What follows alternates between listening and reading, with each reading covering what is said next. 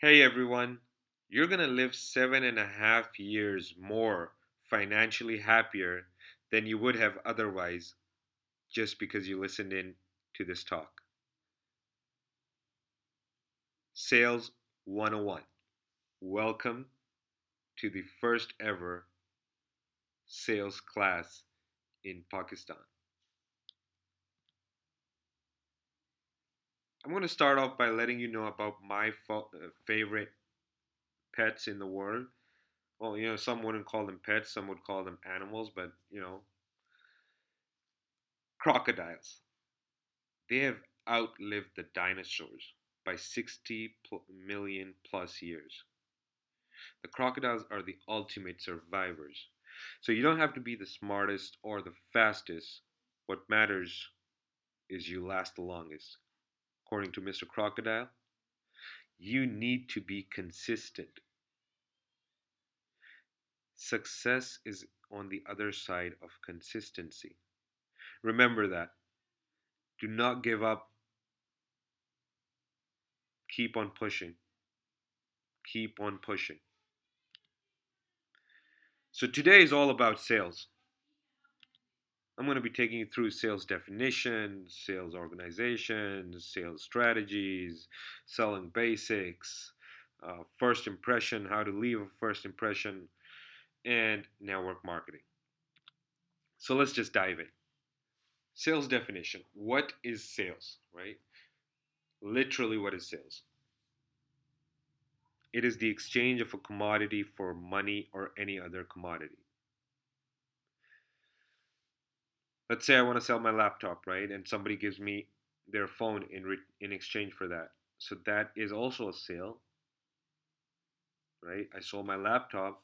In exchange, I got a phone. I didn't get money. It can be either money or another commodity. But in case I just gave my laptop and I didn't take anything in return, that would be considered as a gift. And if someone just gave me the money, that would be considered as a donation. So sales is the activity involved in selling products or services in return for money or other compensation. A salesman is someone who sells products or services, thus generating sales. Now, profitability is achieved through sales volume, but it is not favorable in a competitive environment. Here, the buyer should be vigilant because making sales becomes the primary concern of companies and customer satisfaction is secondary. Note this point down. We will be looking at this point very thoroughly in the next few slides. Sales organizations. So there are two main types of sales organizations. You have sales teams and then you have sales businesses. Now, the main difference between the two is that sales teams are driven by their needs and sales businesses are focused on the customer. So sales teams are all about the transaction, the money. They don't care about the data. They can drive a lot of revenue, but they often leave a big wake while doing so. And sales businesses, they're all about the solution. They're driven by the outcome. And although they drive a lot of revenue, but they also drive a lot of business. Now, sales strategies. These are the 14 top sales strategies that I've used throughout my life, throughout my sales career, and I've been very successful at it. So, number one, people buy benefits. People don't buy products, they buy the results that products will give. So, start your process of identifying your ideal customer by making a list of all the benefits that your customer will enjoy by using your product or service. Number two, clearly define your customer. Who is the person who would most likely to buy your product and buy it immediately? Create an avatar of that customer. Ask specific questions. How old are they? Are they male or female? Do they have children? How much money do they make? Do they have an education? Etc. Number three, identify the problem clearly. What kind of problem does your customer have that you can solve? Always remember, you need to focus on that benefit that you could provide to the customer. If you have identified your customer correctly, These people will pay you to solve the problem. Sometimes the problems are obvious and clear. Sometimes the problems are not obvious and unclear. And sometimes the problems do not exist for the customer. If the problem does not exist, the customer will not buy your product. Number four, develop your competitive advantage.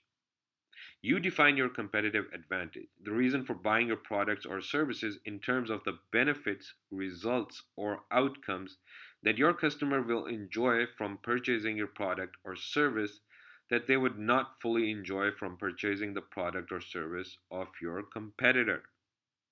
Focus on the benefits of what makes your product better than others. Number five, use content and social media marketing to your advantage. There are so many more ways to get your product to your customers than ever before. What's the best part? They're all free. Now, you can use social media such as Facebook, Twitter, and your blog to your advantage. By building relationships with your customers through these channels, you can access more people than ever. Now, some of the benefits of content marketing include more access to qualified leads, more channels to sell your product, lower cost to acquire customers, and this is how quickly you can grow your business or make sales, generate leads, close deals. Number six, cold call. Now, cold calling potential prospects can be frustrating and hard. Whether you're doing it in person or on the phone, it is your job to warm up a potential customer, especially if your product is new or your service. You may have to generate interest by calling your customers. Number seven, try the 100 calls method when you start selling. Now, this is a method I developed when I first began selling to overcome fears of being rejected. I said, like, reach out to 100 customers as fast as I could. I didn't really care about the sales results, only the number of people I contacted. So you will become fearless when selling your product. Number eight, pick the right price. Do market research on your competitors to determine the right price. If you have a high price product, be prepared to over deliver quality to your customers. Now, price can be determined by perceived value of your product or service. If you can make your product or service seem superior to your competitors, you can charge a higher price, which means if your price is high, justify the value of that product or service. Number nine, learn proper negotiation techniques. Now, skilled negotiators are usually quite concerned about finding a solution or an arrangement that is satisfactory to both parties. They look for what are called win win situations when both parties are happy with the results of the negotiation. Now, the best negotiators have these three qualities: they ask good questions to find out exactly what you need, they are patient, and they're very well prepared. You should research on this further. Now, number 10, make effective presentations. In selling, it is important to make a creative and compelling sales presentation to your customers. One of the many ways to create an effective presentation is by using Microsoft PowerPoint or Google Slides. Number 11, focus on keeping your customers for life. You know what they say? Once a customer, always a customer. Once a customer has purchased your product, this should not be the end of your relationship with them. Focus on keeping a strong relationship with your customer. This will only create more trust and add value to your product or service.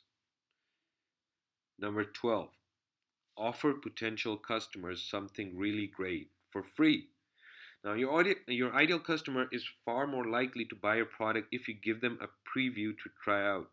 Like shoot a short video of your product in action, give them a free piece of really great content, and get your customers excited for what's next. Number 13, give your customers the inside scoop. Now, if you're going to have a sale on your product soon, tell your customers about it. They'll be happy to hear about it and it will build trust with them. Now, they even may buy more because of it. 14. Your sales message should be clear. Pick out one or two benefits of your products and state those clearly in the sales headline. Now, make it clear to your customers exactly what your product or service is going to do for them. Be specific. If your product or service has multiple benefits, create sales messages for different customers that they can relate to. Do let me know in the comments below what strategies have you implemented to increase your sales. Please share them in the comments. Now, the selling basics. First, prospecting. Now, these selling basics, I'm just going to go ahead and run through them because these are very in-depth information, and just regarding the time, I'm not going to be able to go into detail with them all. So all I'm asking you is that in case you want to know more and you're really interested in getting to get more information on these selling basics, what we can do is that you can contact me and we can set up a time and date and we can go through all of them in detail, right? So number one, I'm just going to go ahead and brief you all on this just shortly.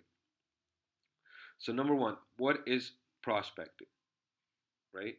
If you're like most of the people in my seminar audiences, just hearing the word prospecting makes you a little nervous. Don't think that way. If you don't like to prospect, it's because no one has taught you the professional way to do it, right? Number two, making original contact the professional way. Now, we all meet new people all the time in social situations, at events for our children, at mosques, in non sales business settings. The key to success in selling is to refine your skills during these initial contacts to become memorable to other folks and to remember as much about them as possible so you can impress them even more on your second meeting, which hopefully will be a selling situation. Number three, qualification. Now, many salespeople spend most of their time talking to the wrong people. If you do that, it doesn't matter how eloquently you present your service or product, your earnings are going to be low. Okay? And we need to focus on qualifying the right people. Make sure that they invest their time with the right people who can make yes decisions instead of on the expending it on the wrong people who can only make no decisions.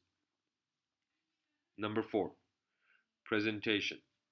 After you qualify and know that this person has a need for your product or service, it's now time to move on to the fourth basic, which is the presentation or demonstration.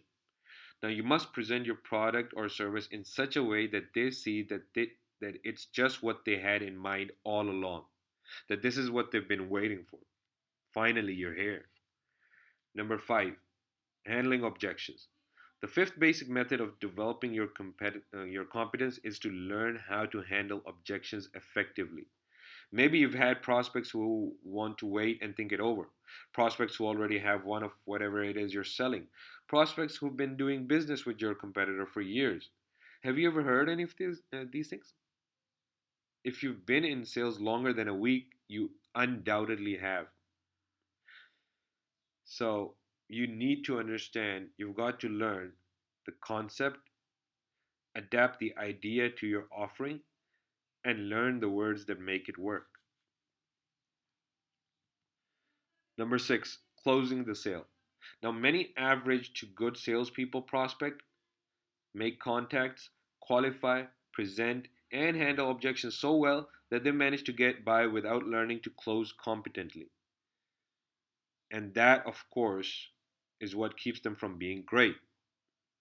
Now, closing contains elements of both art and science, and those elements can be learned.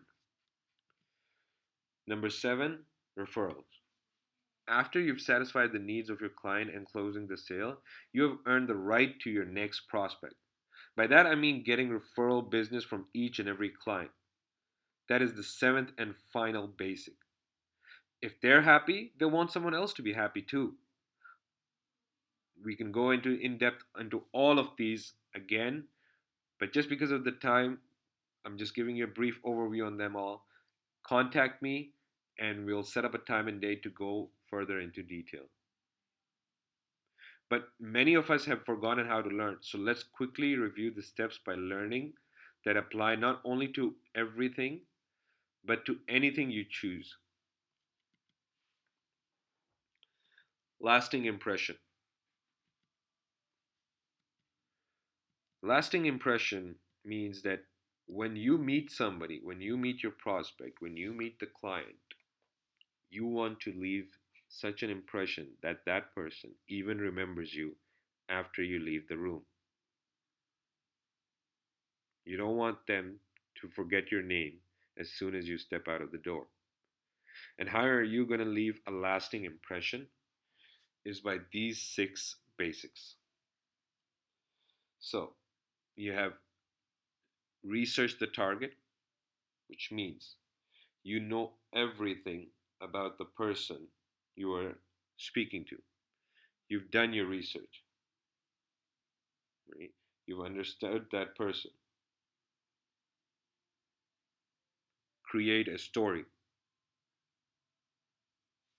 which means relate to that person. Buy your service or your product and make it relatable to the other person. Anticipate inevitable questions, which means be prepared for any sort of questions that might come your way. Be a professional. Always be a professional. Dress well, look well, ask well, talk well, and close well. Ask thoughtful questions. You know what they say? You ask good questions, you get good answers. You ask stupid questions, you get stupid answers. So always ask thoughtful questions. Think before you speak. The last, close on next steps, which means that it's not necessary that you just close right there and then. If the sale is going that way, then why not close it right there and then? But do not focus on closing it right there and then. Focus on building the relationship, and you can follow up in a day, in 2 days, in 3 days. Remember, the fortune is in immediate follow up. The time is set, follow up on that, and then you close on next steps. Now, all that I've explained right now, all that I have showed you, brings me down to network marketing. So imagine everything that I just told you. I put it into a juicer. I turned the switch on and I made this super amazing sales juice and I gave it to you in a glass.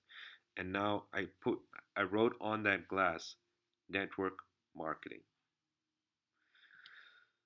Now, companies all over the world have different business models, right? So you have retail, you have franchise, you have affiliate marketing, you have network marketing, you have book to book, you have razor to razor blade marketing. You have different business models to generate sales. So they're also known as sales channels, also known as revenue models. So these are different names to the business models. What they do is all they generate sales for a company, right? So network marketing is a business model just like any other business model that companies would use to generate their sales. So, the definition of network marketing is in one sentence, it's a business model which sells a product or service using word of mouth advertising. It's as simple as that. Business model that sells products or service using word of mouth advertising. Now, it uses three main strategies. One You, as an independent distributor who's using network marketing, goes out there and shows customers the value of the product or service you are selling. Second, you go out there and expand your team and bring in more independent distributors as yourself. So you're expanding and growing your team of independent distributors and ever expanding and ever growing constantly big network of independent distributors that are doing the exact same thing as you. Number three is that you are applying your leadership skills as a leader to your team that is not able to perform good. So if you have a few independent distributors that are doing so good and some that are not, you're applying your leadership skills as a leader to that group and helping them improve their sales. How is network marketing related to sales? Because you're not only focused on closing the deal, you're focused on also customer retention, which means it completes sales. It's the perfect model, the perfect business model to maximize sales for any company out there. The reason companies are choosing network marketing as a business model, so many thousands of companies, and the reason it's at a $200 billion annual recurring revenue industry is because it's very successful at closing deals and building relationships with customers and having them come become loyal recurring customers for that company. It's perfect. It applies your leadership skills, it applies your selling skills, it applies your communication skills, it applies everything that I just mentioned on top. Now, this is just a bonus slide that I put here because there are a lot of people that were asking me about edification and what it is. So I said, let me just drop it in. What is edification? What does it mean to edify someone? It means to build up someone. And we do it usually, all the time. We do it with friends, we do it with teachers, we do it with family, we do it with celebrities. And for example, we even do it with traveling. Like for example, you go to this place, you come back from your trip, your vacation, and you say, I've been to Bali, and Bali's super amazing, and they had this food and that food and this activity and that activity, and you've just edified Bali, and we're all sitting here, and now we're interested to go to Bali just to experience what you experienced. And it could be the same as food, even. Like I came from this burger joint, and I had this amazing burger. It was so crispy, the meat was so tender, the salad was so fresh, and that makes us curious to go and try that out. Could be about a new phone. I've got this amazing phone with these features. You edify something, you build up something. Now, saying some great things about that person or thing or place, it creates an instant connection and level of respect. So the better we edify, the more powerful the new relationship will be. It will give reason to pay attention and receive the information, right? This is about you edifying somebody, some celebrity, some professor that's about to come on the stage, some speaker, some friend that is going to come in and he's going to talk to you about something. Without it, the speaker could lose his or her credibility and the audience could miss the message. For example, this happens very often in universities when speakers come on and they're just like introduced and in a way that, okay, so we have this professor coming from this university and they're going to be talking about this topic, so please silently listen. Nobody has interest. Nobody knows about the professor. Hasn't been edified. He hasn't been introduced, so they lose interest. Now, if the edification was in this, that we have this talented superhuman being coming on stage who has been to universities all over the world and has written 5 books and is helps people in research and is a scientist, and he's about to come on stage and speak and welcome, and his name is XYZ, and everyone's super excited. Oh, now they know him and they're like anticipating what he's about to bring to the table and to them as knowledge and they will be very interested, and that will create a level of respect and an instant connection between the audience and that speaker. Now, edify one another to help everyone build lasting relationships.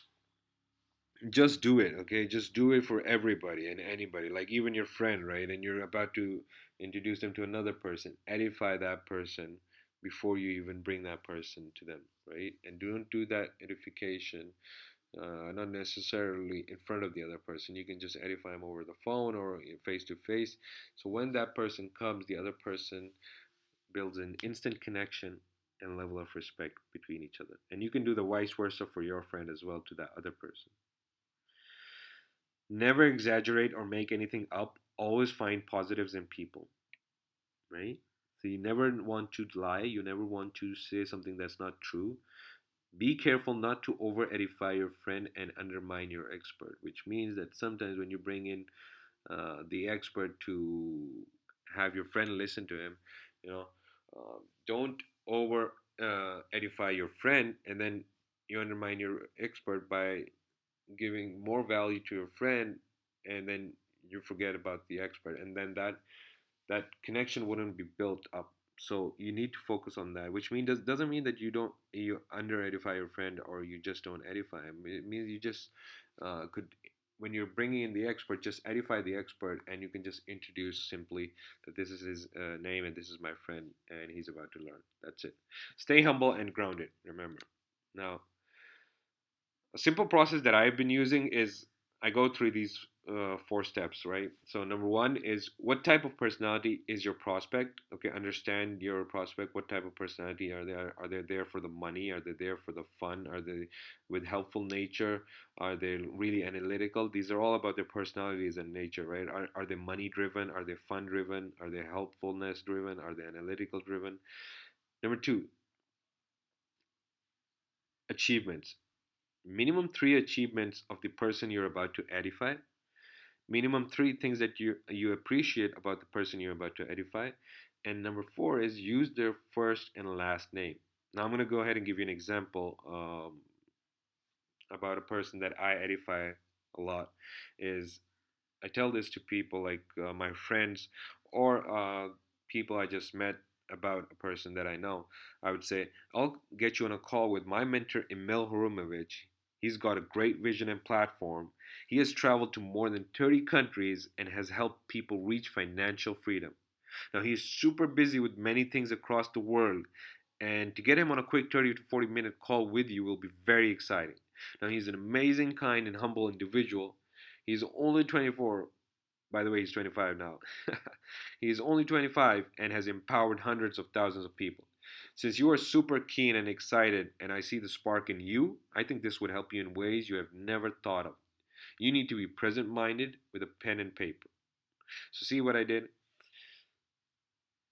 Over here, I've addressed a prospect who is helpful driven, right? And I'm telling a prospect who is helpful driven about a mentor that I'm about to introduce to him.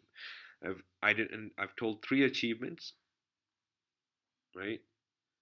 First achievement, travel more than 30 countries. Second achievement, help more people reach financial freedom. And third achievement is empowered hundreds of thousands of people. Three things I appreciate: has a great vision and platform. He's an amazing, kind, and humble individual, right? And he's only 24, 25. And then use their first name and last name. Emil, first name; Horimovich, last name.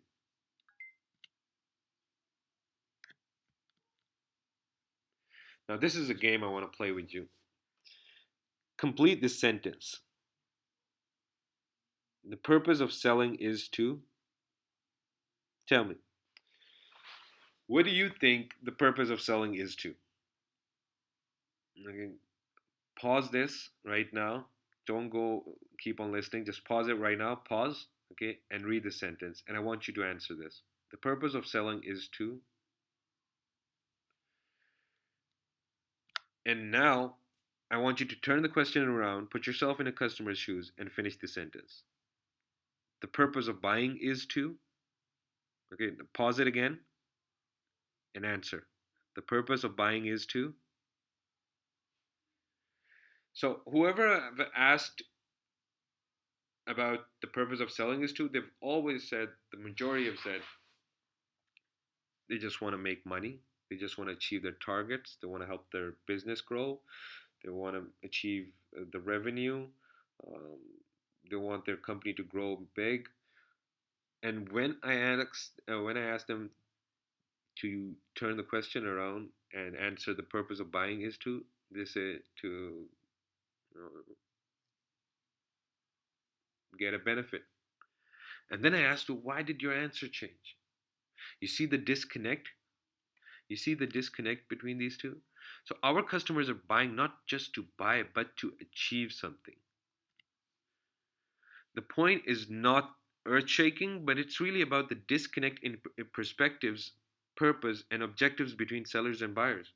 Now, until we resolve this disconnect, we salespeople will always struggle to achieve our goals. Always. We need to resolve the disconnect between sellers and buyers. We need to be completing the sentence. The purpose of selling is to help our customers address and solve problems. The purpose of selling is to help our customers address opportunities they've not been able to address in the past. You can figure out the rest, but now you understand the answer and you understand the disconnect, and this is what we need to resolve. Thank you so much. I hope this was as exciting for you all as it was for me. It was very informative. If you have any more questions, feel free to contact me on the information given here. And you can visit my website also, kakizaymarketing.com. Have a great day and enjoy.